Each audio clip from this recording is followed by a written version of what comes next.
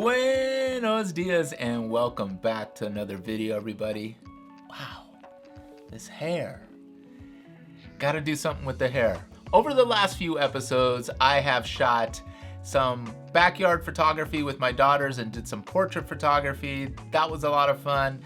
I got down into the grass and relived my childhood days and was playing with some toy soldiers and got some pretty cool shots there.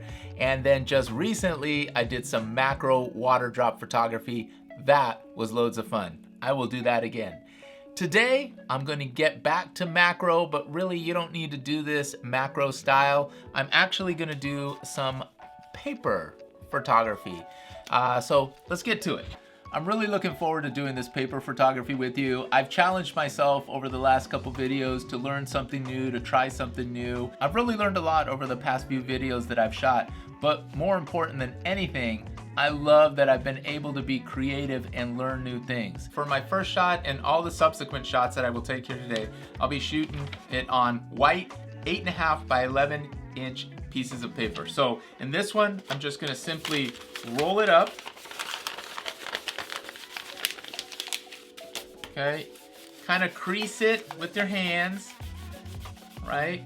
Kind of get it nice and creasy, but not bent in the middle. But you can get a little, you can give it a little bit of texture, if you will. Kind of let it go and see what happens. And that left me with a pretty nice and intact tube. Probably a little bit more intact than I wanted, but let's go ahead and put it under the camera.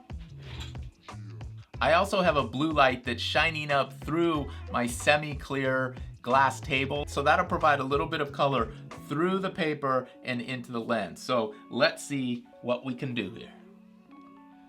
All right, I'm gonna go ahead and focus in. Actually, the roll looks pretty cool as is. It's pretty sharp already. I'm gonna go ahead and use the LCD screen as I often do out on my shoots. It's very sensitive, and use it as my shutter. Not a bad first shot. I think that turned out pretty good. I didn't do much to it in post. I made the blues a little bit more vibrant, but outside of that, I like that abstract image. So now what I'm gonna do is actually unroll the paper a little bit.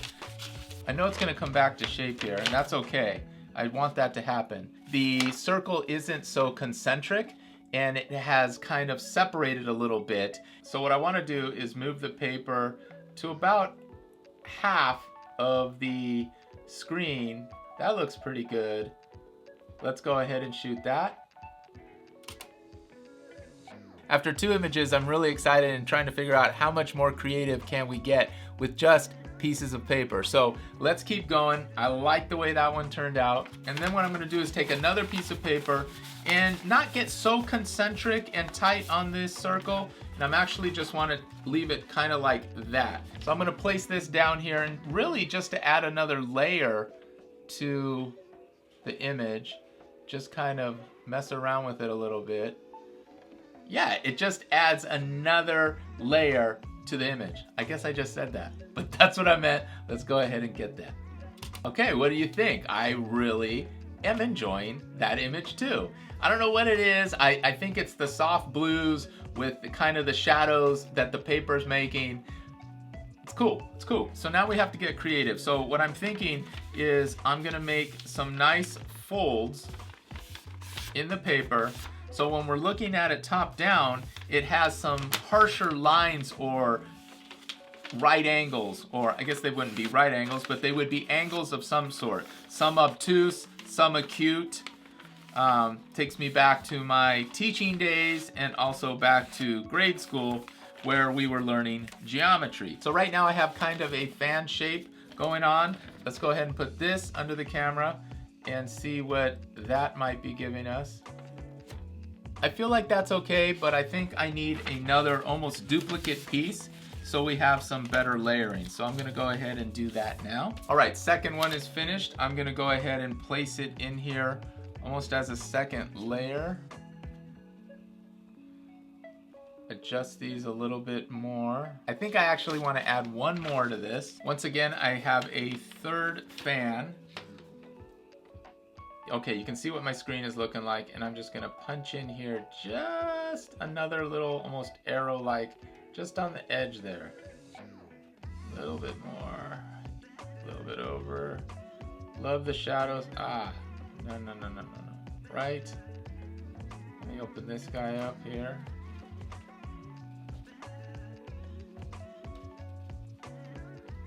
Adjust this guy, bring this guy back in. I really definitely want these lines here. That's good. And got that one there. Let's see if we can get this one scooched in just a tad. Yeah, I can live with that. Let's take that one. Beautiful, beautiful. So again, I've manipulated a couple telescoping papers. So I've also made some fan-like shapes. Now let's move on and try something else. So before we move on, I thought of something. Maybe I'll take this cylindrical shape and inside of it, I'll dump in this fan type shape and let's see what we can get from there. So there's that. Let's go ahead and drop this guy in there like so. Sometimes it's just a matter of moving the paper around to try to get something that you're satisfied with that looks good to you in the image. That might be a little bit different than what you got in the last image. All right, I don't think it's what I was completely going for, but we'll shoot this nonetheless. All right. Not 100% satisfied with that, but let's try something else. All right, for this next one, I'm gonna roll up some tubes and affix a little piece of tape to them, put them under the lens, and try to get almost like a honeycomb effect, if you will. So let's give this one a go.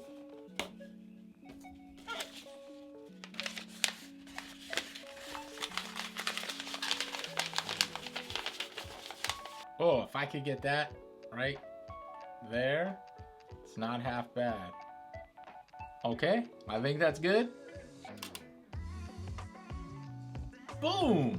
Not too bad at all, not too shabby. That's gonna do it, everybody. Thank you so much for watching. I appreciate you. Hope you learned something. I did, had a lot of fun. These images are quite fun to do. You do not need a macro lens to do this. I just wanted to add my extension tube on there. Link is down in the description below if you don't know what an extension tube is.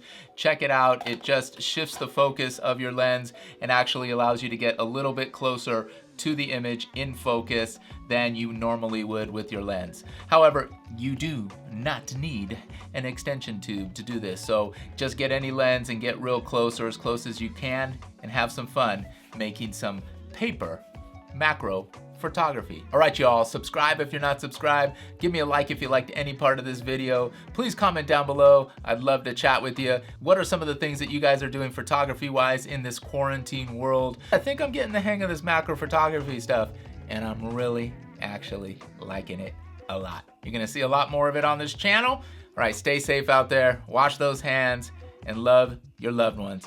Peace.